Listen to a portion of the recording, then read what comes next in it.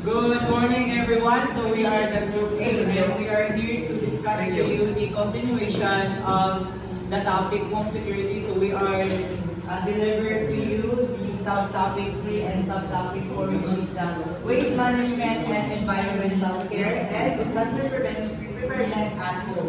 But before we deliver to you our topic, let's have a motivation. So let's magdula sata. So this group will be the blue team and this group will be the black team. So we need 5 participants each. So 5 participants, then 5 participants. So na SWAT, then circle, editing, check, basta tayo. So, ang inyong bato, di ba kay limaman mo kabuo? Yes, sir. Kan siya na pulo nila. So, isa-isa mo yan eh. 1, 2, 1, 2, 3, go! Hindi tayo.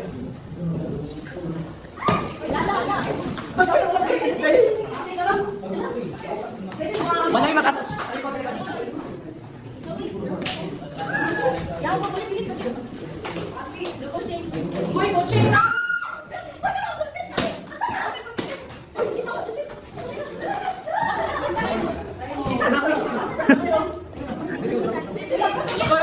No coaching. Give me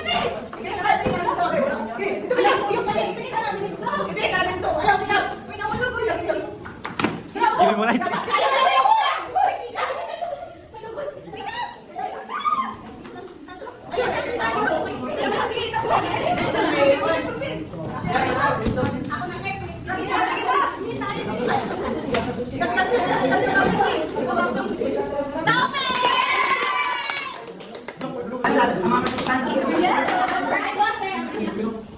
Isa yung una sa black tayo. Okay. Kaya sa i-check ko na. Sa black eh. Base the pass. Okay, correct. Plant the trees at home. Sa blue. Correct. Correct. Correct. Correct. Correct. Correct. Correct. Correct. Picture sa picture. Okay, 1, 2, 3, and... Yeah, 1, 2, 3, and... Start. Tara. Ay, good. 1, 2, 3, and... Okay, next go. 1, 2, 3, and... Okay. Okay, so good morning once again. We are the Group A and we are going to present to you our report. So, home security, subtopic 3 and subtopic 4. So, let's first recap what is home security. So, home security is not only about protecting your house from the theft, it also includes keeping our homes clean, safe, and prepared for emergencies. So, proper waste management and disaster prevention helps and creates safety for each of the family members. So these practices helps to create a safer and healthier environment. So subtopic 3, waste management and environmental care. So waste management is like you are taking care of your trash and garbage properly. It's about collecting, transporting, and decompose of waste in a way that it doesn't hurt the environment. And environmental care are care about protecting the air, water, land, and living things inside, keeping our planet healthy. So please read everyone. Proper waste management helps keep the home clean and safe. Poor waste disposal can cause pollution, bad smells, and attract rats and mosquitoes. Okay, so proper waste management and poor waste disposal. So, ipang-ato pala ganing is ato siya ginahigluan, ato mga basura is ginalabayan sa eksakto mabutanganan is clean o safe ang ato ang balay. But if poor waste management ganing or poor waste disposal, like ginahiglo sa rasa ng ibutang ato mga basura, it can attract mga pesticides or mga pesti like rats, mosquitoes, and mga ipis. So, it can cause also mga sakit like sa mosquito, it can cause dengue. So, here are the following topics ang i-discuss in involved siya sa topic 3. So the first one is waste segregation. Now, there are 3 types of waste segregation: biodegradable, non-biodegradable, and hazardous waste. So biodegradable are waste or those trash na can be rot or break during naturally down, like food scrap, fruit spill leaves, etc. So ang biodegradable are those na mga garbage na ma-decompose within a short period of time, like mga papel, mga kanin sa mga prutas or mga vegetables, or mga sagbot. Then non-biodegradable are those mga basura na hindi tayo siya ma-decompose or it takes years to ma-dispose. So example are plastic bottles, can, wrappers, cellophanes, and etc. And last one is hazardous waste are those waste na dangerous sa tao, like makatak siya o masakit. Example, batteries, chemicals, and broken glass are examples of hazardous waste. Okay, next is proper waste disposal. So, proper waste disposal takes off clean and prevents health problems like dengue or leptospirosis or any So first is food trash and garbage. So, tinignan daw na yun naman ni Estoy about waste segregation. Similarly, food trash and garbage. So, an example here is the waste biodegradable is mabalance sa mga butas. And the next is non-biodegradable plastics, and then other basic batteries and butas. Ano siya dapat nakuluta kung asa yung mga trash sa garbage. Next is follow collection schedule. So, sa ako naman naman kita ng collection para sa mga basura once in a week. So, na schedule na. Mas schedule na sa once na is 8. So, 8 a.m. is collect ang mga basura. So, in order na din mo tapulog ang inyong mga basura sa balay, is kailangan nyo siya ikot sa gawas para magdala sa mga basura. Yes. And then, next is don't drop waste anywhere. Ano pala na siya, no? Ayaw ang ibalik sa nasa. So, ano siya ang proper waste disposal? Next is environmental care. So, practice 3 R's: reduce, reuse, and recycle. So, we have reduce. So, bring reusable bags when shopping at Portland Market. So, we have, like, ito mga reusable na. Yes. So, ano siya? So, next is, ay reduce. Reuse sa pala siya, bottles, pala siya, sa recycle. Tapos si ate, and then, next is recycle materials. Recycle materials siya, magamit siya siya. And then, here is plant trees or plants around sa inyong balay. Because if may plants sa inyong balay or kuan is kanang fresh pinagay na magdugang sa kuan. And then, keep the surroundings clean. So as always, no, kung bubuk yung balay, kung yung balay is talagang mga ma-attract sa bacteria and sakit.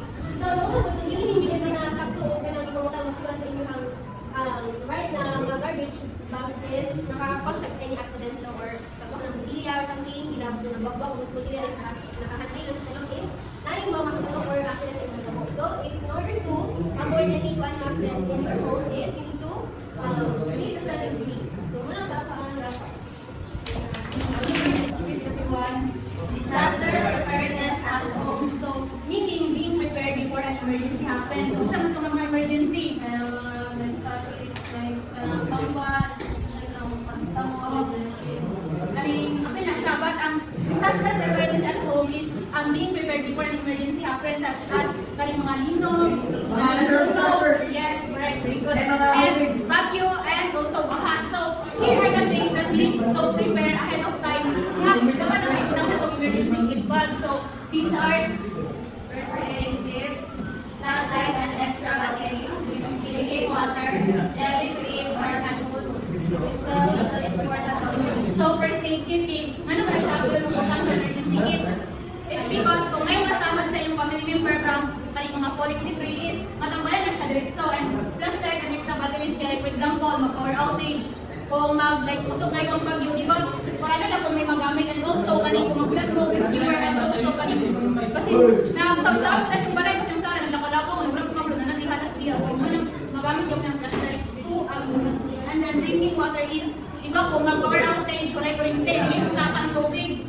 So, muna ang binigyan niya itong lagoy ang mga 1.5 ng mga bottle of mga coke, mga mineral, and And also, kaning, it takes time pag yun na mga couple of days, ayaw pa mabalik ang kaning kurinti or pero dili pag yapon sa mayroon dahil sa mga water kahit ang lubog ba ready to eat or kind food kanang madilata ka dili pa man makaluto bakit magbagyo kaya gusto nga bagyo so dili pa makaluto and dili pa makabalik sa balay kinang kasi evacuation area so mura din yung madali-dali nga dilata nga pagka kanang mga isiutintan we saw you can use to blow that one if kaning landslide kaning mo that like no di ba kay at man so di ba for example natugan mo sa inyong balay sa natugan kita naglinaw ka na natugan mo no so yung balay so you can blow that one you can blow this one para na tagaan kita og heads upper kaning pa ang mga rescue na dapat itao dapat wala na rescue na dapat rescue important document sama na very good very good kaning mga ID kay kung may mga hinabang or mga hinabang ka kailangan ng authentications na ba makita sa dili kay kami magilak ra dito wala makita kay nabasa sa bagyo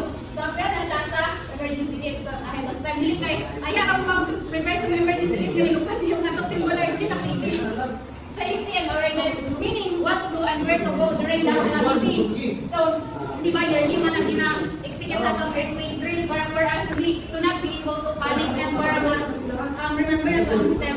So, example, sa balay, naglinog. So, di ba, ang uban niya din sa magawa sa balay.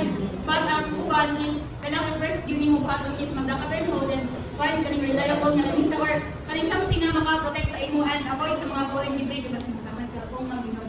And then after that, where to go? So after ito sa Pagdinog is may nag-gossip live, know where is the emergency exit. And agto din ka sa sa evacuation area or sa safe na area kay useless mo pag ang daka very cold so pagawas sa dili mo kadito area mo para tutal sa mga sa building or sa like or sa kurente and those kahoy so muna dapat ka mag-evacuate sa safety na area. And then overall, disaster preparedness at home makes us prepared ahead of time by preparing emergency kit and know where is the safe and exit area we can protect ourselves and our family during a disaster. That's all. Okay, so good morning everyone. So I'll just continue what Michelle had discussed. So under the disaster preparedness at home, so ang family should have an emergency plan.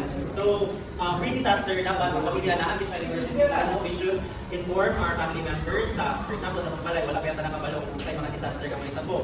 For example, kung may mga disaster na pwede may tabo sa balay. Sunog, saka. Sunog. Okay, thank you. Okay, so for example, so we should inform our family members kung asa ang mga route na pwede agihan, di ba? Na maka-exit na walay ka na ma-injured. So, that's the number one thing na atong platon sa atong family within our emergency plan. So, really, the family emergency plan, decide on a meeting place outside the house. So, one siya kung ginatawag na evacuation center or there is this favorite Netflix series that ginawatch lang which is Stranger Things. So, kaya siya, dahil ka ng murad, panali ka ng scenario na dahil ka ng disaster din siya, dahil ka ng malapation natin, lahat sila sa monsters. So, ang ilang ginatukan is ang ilang headquarters, which is connected yung siya. So, decide on a meeting place outside the house. So, keep your family or your household members safe from disaster or kung sa mga terror attack. Especially karon kay na rampant karon internationally ang gera, di ba? So, give emergency contact numbers. So, in case of emergency, call. Very good. Call 911. So, mga binasa international na gawin natin ang tawagan in case of emergency. And primarily, kailangan nila bigay pa mga numbers sa mga authorities like police, sa pa, ambulance, fire station, and ang MTRM mo, di ba? Kaya sila man ang mga first responders during disaster.